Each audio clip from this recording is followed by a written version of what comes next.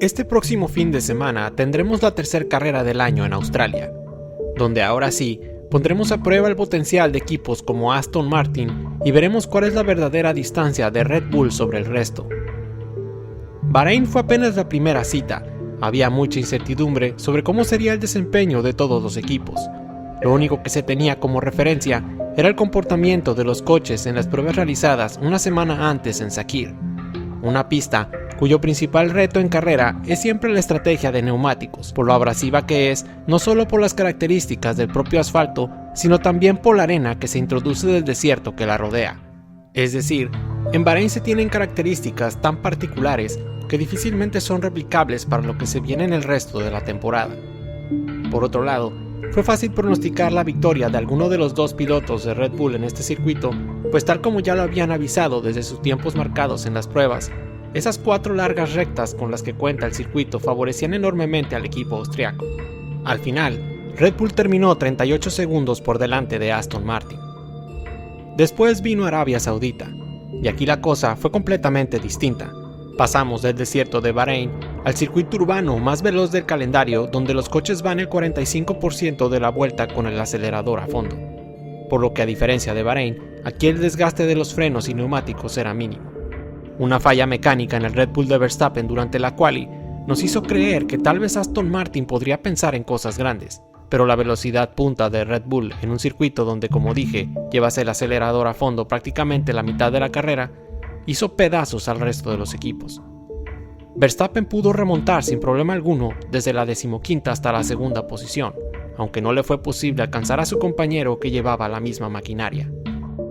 Fernando Alonso quedaría tercero, y aunque esta es la segunda carrera consecutiva que logra subirse al podio, fue de extrañar su actitud tan jovial y sonriente frente a las cámaras. Creo que había pasado ya mucho tiempo desde que vimos al español tan contento como al final de este Gran Premio en Jeddah. Aun cuando al momento de las entrevistas, Alonso sabía que los comisarios lo habían relegado al 4º puesto y que en ese momento aún no rectificaban la decisión, al asturiano parecía no importarle y estaba tan feliz como si él mismo hubiera ganado la carrera. Pero, ¿por qué tanta alegría? Tal vez no se hizo mucho eco al respecto, pero al finalizar la carrera en Arabia Saudita, la diferencia entre el Red Bull ganador y el Aston Martin de Alonso se había recortado a la mitad.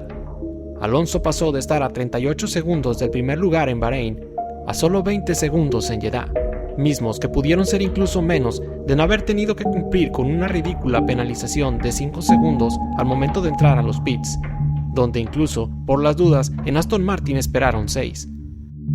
Si bien es difícil hacer una proyección basándonos únicamente en estas diferencias, por todas las imponderables que pueden surgir durante la carrera, como por ejemplo el safety car, este acercamiento de Aston Martin sin duda indica una tendencia extremadamente positiva.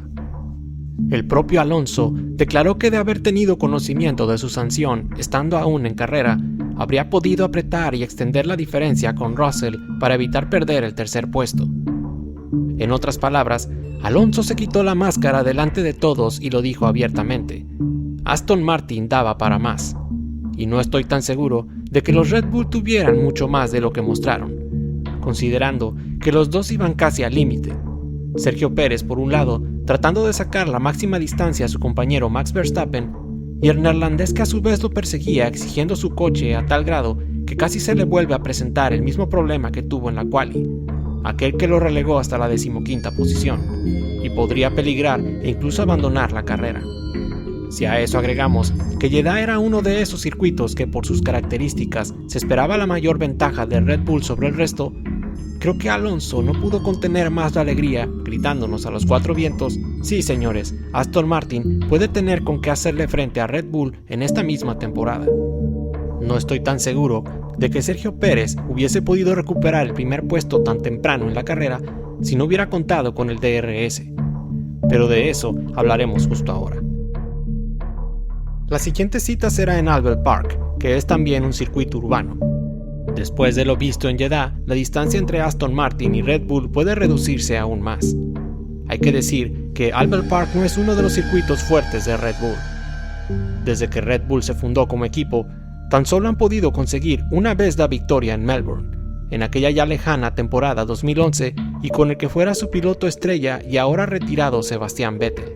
Sin embargo, ya vimos en Bahrein con la victoria de Verstappen que la historia puede ser engañosa. Y hablando de historia, recordemos que este Gran Premio estuvo ausente en 2020 y 2021 por restricciones impuestas por el gobierno australiano durante la pandemia. Sin embargo, para su regreso en 2022, el trazado sufrió algunas modificaciones. Uno de los cambios más relevantes fue la eliminación de la chicana que antes estaba situada en la curva número 9 y 10, en lo que fue una especie de alargamiento del trazado para que los coches pudieran ir prácticamente con el acelerador a fondo desde la curva número 6 hasta la curva número 9, alcanzando así velocidades aún mayores en una zona del trazado que ya de por sí se tomaba a muy altas velocidades. Como parte de los cambios para promover el espectáculo, en 2022 se había establecido también que Albert Park contaría con 4 zonas de DRS, una de las cuales estaría ubicada justamente donde se eliminó la chicana. Hace exactamente un año, algunos pilotos manifestaron que el DRS en esta zona podría tener un efecto adverso, pues llevar al límite el coche con DRS activo, además en una curva, podría provocar que se perdiera fácilmente el control.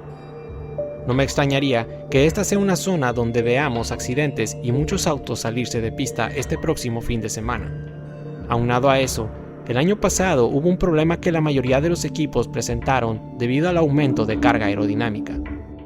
Muchos pilotos sufrían un efecto rebote que se daba cuando los coches alcanzaban altas velocidades, mejor conocido como porpoising. Este rebote era particularmente violento justo en esta zona del circuito. Fue por ello que, debido a temas de seguridad, la Fórmula 1 decidió eliminarla en 2022. Pero en este 2023, el problema del porpoising afortunadamente se ha corregido, y al parecer, esta cuarta zona de DRS se habilitará nuevamente, convirtiendo a Melbourne no solo en el circuito urbano con la mayor cantidad de zonas de DRS de todo el calendario, sino en el Gran Premio de Australia más rápido de la historia. Según las palabras del jefe de carrera, Andrew Westacott, una cuarta zona de DRS asegurará en Albert Park el Gran Premio de Australia más rápido jamás, con coches alcanzando velocidades de hasta 340 km por hora.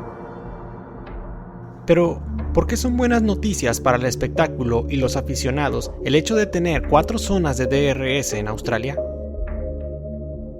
Hasta ahora, parece que Red Bull lucha en su propia liga. Sin embargo, en Jeddah tuvimos una pequeña probadita de cómo serían las cosas si otro de los coches pudiera acercárseles.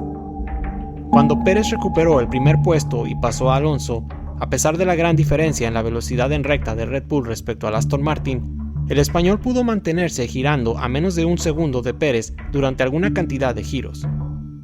El hecho de que Alonso pudo mantener su Aston Martin a un ritmo cercano al de Red Bull fue gracias a la ayuda del DRS. Es decir, Alonso aprovechó el remolque que le daba el propio Pérez por estar detrás de él y con la ayuda del DRS pudo seguirlo de cerca.